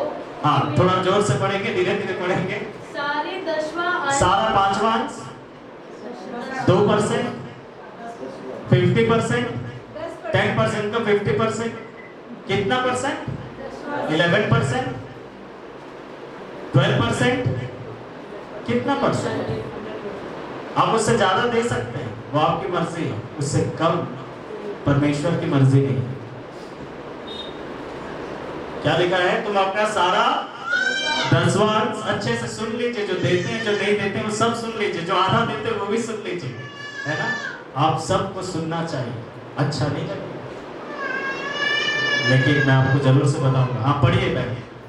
सारे 10वां अंश भंडार में, हाँ, मेरे भंडार में ले आओ, कि मेरे भवन में, कि मेरे भवन में भोजन वस्तु रहे। और सेनाओं का यहोवा, और सेनाओं का यहोवा ये कहता है, ये कहता है। कौन कह रहा है? पास्टर विजय कह रहे हैं। क्या कह रहा है? सेनाओं का यहोवा। मैं अगर अभी ना भी बोलूं तो बाइबल पढ़ रही, ग्लोरी नहीं बोल रही। ग्लोरी वो बोल रही जो वचन में लिखा हुआ है ना। आप ग्लोरी को नहीं बोल सकते, वाला वचन तुमने क्यों पढ़ा? तो आप भी पढ़ लो भैया, आपके पास बाइबल लिखा है। सेनाओं का यहोवा यूं कहता है कि ऐसा करके मुझे परखो, ऐसा बिना किए मुझे नहीं परखना। कर तो रहे नहीं, लेकिन परख खूब रहे। कितने लोग बिना किए परखते हैं? कितने लोग 10वां नहीं देते, या आधा अधूरा देते हैं, या थोड़ा देते हैं, और उसके बाद परमेश्वर को परखते हैं कि प्रभु तो मुझे आशीष दे, ये मेरा 10 रुपया, ये मेरा 100 रुपया, इसके ऊपर तो ब्लेस कर, ये 100 1000 में बदल जाए, इसके आगे कई जीरो लग जाए, और नहीं होता। और आप बोलते हैं कि परमेश्वर तो करते हैं, यार क्यों करेगा? आप तो गलत तरीके से परख रहे हो। आप तब परखो जब आप करते हो वैसे, बिना किए मत परखिए। हालेलुया। खराब लगा? कोई बात नहीं, कुछ चीज खराब भले लगेगा लेकिन सच्ची बात है। कई लोग दसवांश है ना, उसका कम कर देते हैं। उनके पास तो बाइबल चेंज कर देना चाहिए उनके हाथ में, या वो तो ये पन्ना फाड़ के फेंक दे, उनका बस करे, बोले ये वाला पेज हटाओ, इसको लेकर मैं फंस गया। वो नहीं देते, टाइप पूरा नहीं देते। कई लोग होते हैं जो टाइप पूरा नहीं देते। मैं आपके विषय में नहीं जानता, क्योंकि मुझे आपके बारे में, आपके सैलरी इनकम के बारे में मैं नहीं जानता सब। हालेलुया, प्रभु धन्यवाद। क्या आप पूरा टाइम देते? क्या आप पूरा दसवांश निकालते हैं? मैं कलीसिया के आप वे लोग जो अधूरा देते हैं और जो नहीं देते हैं, कभी जो आप देते हैं ना, उनका नाम मुझसे आकर पूछना कि भैया पूरा टाइप कौन देते हैं। मैं उनका नाम आपको बताऊंगा, जिन लोग टाइप देते हैं उनका नाम मैं आपको बताऊंगा। और आप उनसे जाकर पूछना कि ना उनके लिए आसान होता है टाइप देना। उनसे जाकर पूछना, यार तुम्हारी जिंदगी में कोई कमी घटी नहीं है क्या, टाइप देते रहते थे? उनसे जाकर पूछना, जो देने वाले उनसे जाकर पूछना, वो आपको बताएंगे उनकी जिंदगी में कमियां हैं, उनकी अपनी जरूरतें हैं। फिर उनसे पूछना, तो फिर तुम क्यों दसवांश देते हो, अपने पास क्यों नहीं रख लेते? वो आपको बताएंगे कि परमेश्वर का आदेश, वो परमेश्वर के आदेश को पूरा करते। और फिर उनसे पूछिएगा, तुम्हारी जिंदगी में कमी घटी हो जाती है लेकिन शांति कम हो जाता है? बोलेंगे नहीं। तुम्हारे जीवन में परेशानी है लेकिन आशा रहता है? बोलेंगे हाँ। आपको पता, वो सब चीजें परमेश्वर उनके दिल में देगा। Hallelujah, praise the lord. मेरे प्रिय, वो कहता है कि ऐसा करके तुम क्या करो, मुझे परखो। आगे पढ़ना, ग्लोरी। ऐसा करके सेनाओं का यहोवा यूं कहता है, ऐसा करके मुझे परखो कि मैं आकाश के झरोखे तुम्हारे लिए खोलकर तुम्हारे ऊपर अपरंपार। अब मेरे को आप बताओ, आपका पर्स और पॉकेट ज्यादा बड़ा है या आकाश ज्यादा बड़ा है? आपका पर्स तो इतना ही खुलता है, उसमें कितना है? आपके पर्स में आप कितना पैसा रख सकते हैं बताइए? लेकिन अगर आसमान के दरवाजे को खोल दे तो उसमें कितना? तो आप क्या सोचते हैं, आपके पॉकेट से जो आप निकाल कर देते हैं और आसमान से वो जो देता है, उसमें कुछ आप तुलना कर सकते हो? नहीं कर सकते। हालेलुया, वो हमेशा आपको ज्यादा ही देगा। हालेलुया, वो हमेशा आपको ज्यादा देगा। जितना आप देते हैं ना, उससे हमेशा वो ज्यादा ही देगा। जिन लोग देते हैं ना, आप उनसे जाकर पूछिए, मेरे से मत पूछो, आप उनसे पूछो कि उनकी जिंदगी में परमेश्वर प्रबंध करता है, प्रबंध करता है। उनके कर्जे धीरे धीरे उतरते हैं, परमेश्वर करता है, मदद करता है। उनके जिंदगी में एक अलग ब्लेसिंग को मैं देखता हूँ। मुझे पता है ना, जितने लोग दसवांश देते हैं, मैं उनके लाइफ में एक अलग परमेश्वर के ग्रेस को देखता हूँ। मैं सच बोल रहा हूँ, मैं इतनी नजदीक बोल रहा था कि उनकी जिंदगी में एक अलग प्रभु का अनुग्रह मैं देखता हूँ। मैं ये नहीं बोल रहा कि उनकी जिंदगी में कोई कष्ट नहीं, कोई कमी नहीं, कोई तकलीफ नहीं, कोई परेशानी नहीं, लेकिन मैं परमेश्वर के एक अलग हाथ को उनके साथ में देखते रहता हूँ। हालेलुया, इतने रोते हैं लेकिन उनके आंसू पहुंच देता है। हालेलुया, इतने संघर्ष में रहते हैं लेकिन परमेश्वर को निकाल देता है। और जो नहीं देने वाले, उन लोग भी रोते रहते हैं, उन लोग ज्यादा रोते हैं, उन लोग हर बार रोते रहते हैं। और मैं हर बार बोलता रहता हूँ, प्रभु कि इनके रोना खत्म कर, लेकिन पता नहीं फिर वो आकर खड़े हो जाते हैं। लेकिन मैंने उनको देखा जिन्होंने जो देते। सो मेरे परमेश्वर में कब आशीष देता है? ऐसा करके मुझे परखो कि मैं आसमान के झरोखे खोलकर, क्या आसमान के झरोखे खोलकर अपरंपार की आशीष की वर्षा करता अपरंपार की आशीष की वर्षा करता हूं कि नहीं? अरे बाप रे, क्या बोल रहा है प्रभु? बोल रहा है कि तुम ऐसा करके परखो और देखो कि मैं अपरंपार बहुतायत से मैं बारिश करता हूं कि नहीं। हालेलुया, आशीषों की बारिश। सो वे लोग जो दसवांश देते हैं मेरे प्यारे, वे लोग जो पूरा दसवांश देते हैं, वो अलग आशीषों को पाते हैं। आप 10% का भी 5% कर देते हैं, 1% 2%, प्रभु तभी भी आपको ब्लेस करे। मेरे तो यही प्रार्थना है, लेकिन वो ब्लेस करेगा या नहीं वो उसके हाथ में। प्रार्थना तो मेरे हर एक के लिए यही है कि आपको आशीष दे, लेकिन आशीष देने वाला वो है, मैं नहीं। Hallelujah, praise the Lord. और प्रभु इनको भी ब्लेस करे। कुछ ऐसे भी हैं जो 10% से ज़्यादा देते हैं, और मैं सोचता हूँ कि अगर ये अपने 10% से ज़्यादा दे रहे हैं तो उनके पास क्या बचा होगा। मैं कई बार ऐसा सोचता हूँ इस बात कि प्रभु उनको और ब्लेस है ना, प्रभु उनके लिए दूसरा तीसरा सातवां आसमान भी खोल दे। Hallelujah, praise the lord. मेरे प्रिय, जब आप 10 निकालते हैं, वो 10 कितना भी हो सकता है। वो 10 100 रुपए हो सकता है, वो 10 500 हो सकता है, वो 10 1000 हो सकता है, वो 10 किसी का 10,000 भी हो सकता है, वो 10 किसी का 1 लाख भी हो सकता है। आपको पता है लोग ऐसे लाखों में भी टाइम देते हैं, आपको पता है। किसी प्रभु के दास ने एक दूसरे प्रभु के दास को टाइट में 70,000 भेजे। उन्होंने बोला, जिस दास ने भेजा था, ठीक है, जिस दास ने भेजा था उसने ये मैसेज डालकर भेजा कि भैया पास्टर जी ये मेरे टाइट का टाइट है। अब उस प्रभु के दास को टाइट, अब आप बोलेंगे यार प्रभु के लोग तो बड़े ऐसे ही फ्री में मिल जाता हूँ। आप पास्टर बन जाना, आपको पता चलता है, आप बन जाना। और अगर इस लालच से बनेंगे ना तो जिंदगी भर भिखारी टाइप के रह जाएंगे, क्योंकि लालच से बने। सच में जो व्यक्ति लालच से सोचेगा कि पास्टर बनेंगे तो फ्री में मिलता है, उसको कुछ नहीं मिलेगा।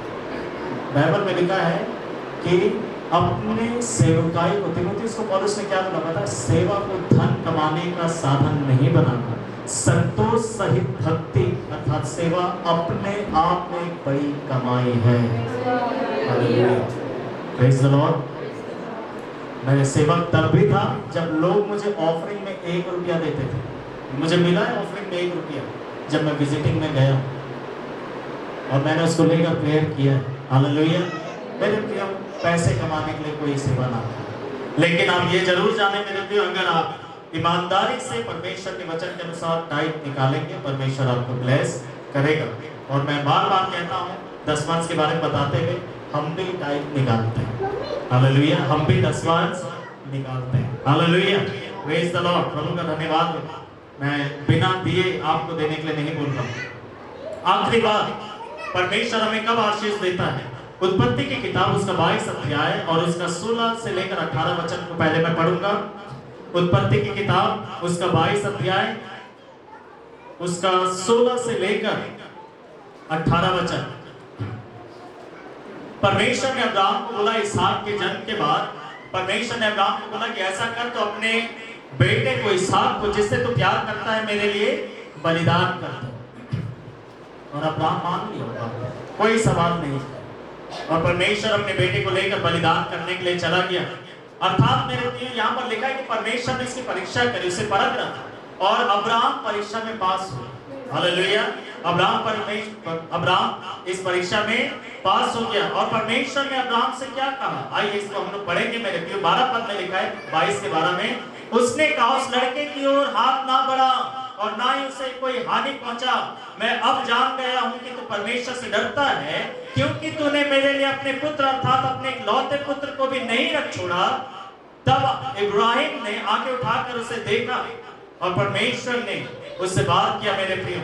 और परमेश्वर ने इस प्रकार से कहा, 16 पद में लिखा है कि यहोवा यह कहता है, क्योंकि तूने यह काम किया है कि अपने पुत्र वरन अपने इकलौते पुत्र को भी नहीं रख छोड़ा, इस कारण मैं अपनी शपथ खाकर कहता हूं, मैं तुझे निश्चय ही बड़ी आशीष दूंगा।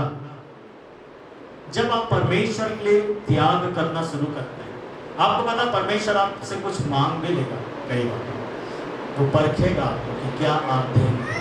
मुझसे परमेश्वर ने क्रिकेट मांगा, मैंने दे दिया। मुझसे परमेश्वर ने एक लड़की को छोड़ने के लिए बोला, मैंने छोड़ दी। मैं कई बार परमेश्वर को बोला, प्रभु मैं कई चीजों को बहुत आसानी से छोड़ दिया, जो चीजें नीच होंगी उससे भी छुड़ा ले मेरा। हालेलुया, हर एक चीज ऐसी आसान हो जाए, मैं सोचता हूँ कि वो चीजें मैंने फट से जैसे ही परमेश्वर ने बोला, मैंने बोला ठीक है, मैंने छोड़ दिया, मैंने वास्तव में छोड़ दिया। लेकिन कई चीजों में कई बार लगता है कि यार जल्दी छूट गया, प्रभु इससे छुड़ाओ, ये चीजें दूर है। हालेलुया। क्या आप छोड़ेंगे? परमेश्वर ने मेरे को नौकरी छोड़ने के लिए भी बोला था, मैंने उसे भी छोड़ा। बेरोजगार था, करके सेवा नहीं आ गई। हालेलुया। मेरे प्रिय, परमेश्वर आपको परखेगा, आपको बोलेगा कि छोड़ो। हालेलुया। कुछ भी हो सकता है। जब आप ऐसा करेंगे वो आपको परखेगा, और जब आप सफल हो जाएंगे उसमें, परमेश्वर आपको आशीष देगा। जब आप परीक्षाओं में सफल होते हैं, मेरे प्रिय, परमेश्वर आपको आशीष देता है।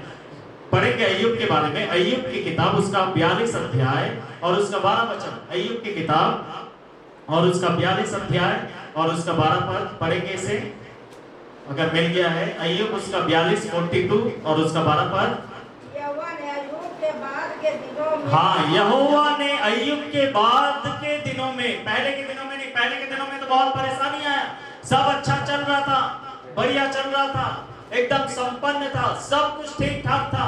अचानक से शैतान परमेश्वर के पास जाता है और अनुमति मांगता है कि अय्यूब के जीवन को परेशान करे, और परमेश्वर ने अनुमति दे दिया।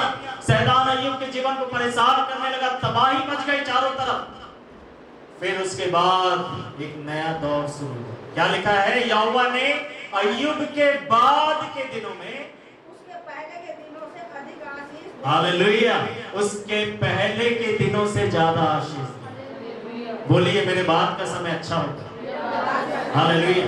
मेरा आने वाला समय अच्छा होगा। हालेलुया। Praise the lord. मेरे पे आपका जिंदगी सब ठीक चल रहा था, अचानक से मुसीबतें आ गई। क्या पता मेरे पे आपके लिए परीक्षा का दौर है, लेकिन आप धीरज धरिए, इससे निकल जाएंगे और आपके लिए बोला जाएगा कि बाद की जो आशीषें हैं वो पहले से ज्यादा है। हालेलुया। पहले से ज्यादा, पहले से बढ़कर। परमेश्वर उसे परख रहा, परमेश्वर देख रहा है। तभी अय्यूब भी कहता है, जब परमेश्वर मुझे परख लेगा तो मैं सोने की तरह ठहरूंगा। Hallelujah. Gold. Praise the lord. मेरे प्रिय, परमेश्वर हमें कब आशीष देता है? जब हम परीक्षाओं को सह लेते हैं। अय्यूब सह लिया, बहुत मुश्किल था, लोग उसको बुरा बुरा बोल रहे थे, उसके अपने लोग, अपने मित्र आकर बोल रहे थे कि तू गलत है, तू गलत है, गलत है। बहुत मुश्किल था, कई बार उसका जुबान फिसल गया, वो भी कुछ कुछ बोल गया। आखिर में परमेश्वर से भी बोलना शुरू कर दिया था। फिर परमेश्वर ने उससे बात किया, वो शांत हो गया। लेकिन उसके बाद के दिनों को परमेश्वर ने ब्लेस किया, आशीष पहले से ज्यादा। परमेश्वर हमें कब आशीष देता है? जब हम परीक्षाओं को सह लेते हैं। मेरे प्रिय, वो परीक्षा किसी भी तरीके से आपके जीवन में आ सकती है।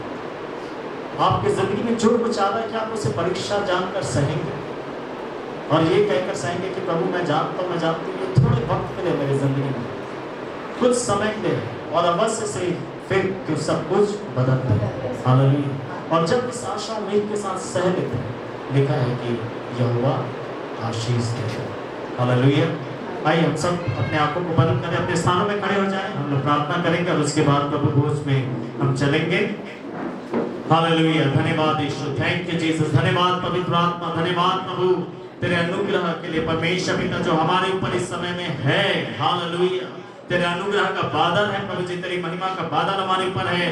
इसलिए आपका धन्यवाद करता हूँ प्रभु जी। आज हम वचन से सीख पाए हैं कि परमेश्वर आप हमें कब आशीष देते हैं प्रभु जी। प्रभु मैं आपसे यही प्रार्थना करता हूँ, जिन बातों के ऊपर हमने मनन किया, चर्चा की, प्रभु उसके अनुसार जीवन हम जी सके। जहां जहां हमें ऐसा लगा है वचन को सुनते हुए प्रभु जी कि हमारा जीवन ऐसा नहीं है, पवित्र आत्मा को मदद करना कि वचन के अनुसार हर कोई अपने आप को ढाल दे, वचन के सांचे में अपने आप को डाल दें और वो वैसे ही बनेंगे जैसे वचन बताता है। मेरे हालेलुया। प्रभु दया करें। मैं प्रार्थना करता हूं प्रभु हर एक के ऊपर आपकी आशीष हो। प्रभु जी मैं आपके नाम से हर एक के लिए आशीष की घोषणा करता हूं। अपने मुख का प्रकाश हर एक के ऊपर चमकाइए प्रभु जी।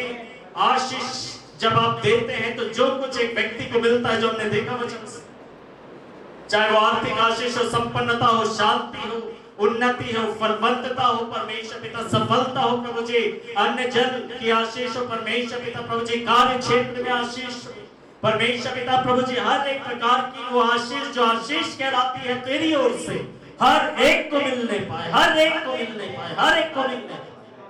कोई भी प्रभु जी आशीषों से वंचित ना रहे कलीसिया में प्रभु।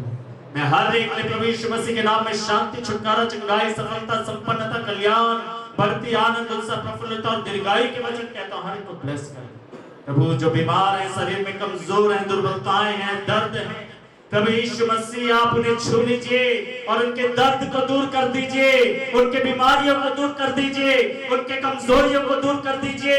परमेश्वर पिता प्रभु आप अपने हाथों को बढ़ाइए, अपने छिदे हुए हाथों को, जो तुम्हें कहा प्रभु तेरे कोड़े की घाव से तुम चंगे हो गए। हम परमेश्वर तेरे कोड़ों के मार के कारण, उन घाव के कारण हम चंगे हुए प्रभु। चंगाई को रिलीज करें, लोगों की रिपोर्ट बदल जाए प्रभु जी। हमारे कलीसिया से वे लोग जो बीमार रहने के कारण, बीमारी की वजह से परमेश्वर पिता प्रभु जी आज हमारे बीच में संगति करने के लिए नहीं आ पाए, उनके घरों में तो अपना हाथ बढ़ा दे प्रभु, और प्रभु जी अपनी बड़ी दया में उन्हें छू ले और उन्हें तो शिफा दे, चमत्कार कर। और परमेश्वर पिता वर्तमान में जो डेंगू और भिन्न प्रकार की बीमारियां, महामारियां फैल रही हैं, उससे कलीसिया के हर एक लोगों को बचाए रखे, अपने पंखों की यार में रखे प्रभु जी। हमारे कलीसिया में और कोई अब आगे परमेश्वर पिता डेंगू से या अन्य रोग और बीमारी और दुर्बलता फैलने वाली मरी महामारी से प्रभु जी ग्रसित ना हो प्रभु। मैं आपसे प्रार्थना करता हूं प्रभु जी, हमारे प्रियों के लिए प्रभु, तो उनकी रक्षा कर, अपने लहू में छिपा कर, अपने हाथ में रखकर प्रभु जी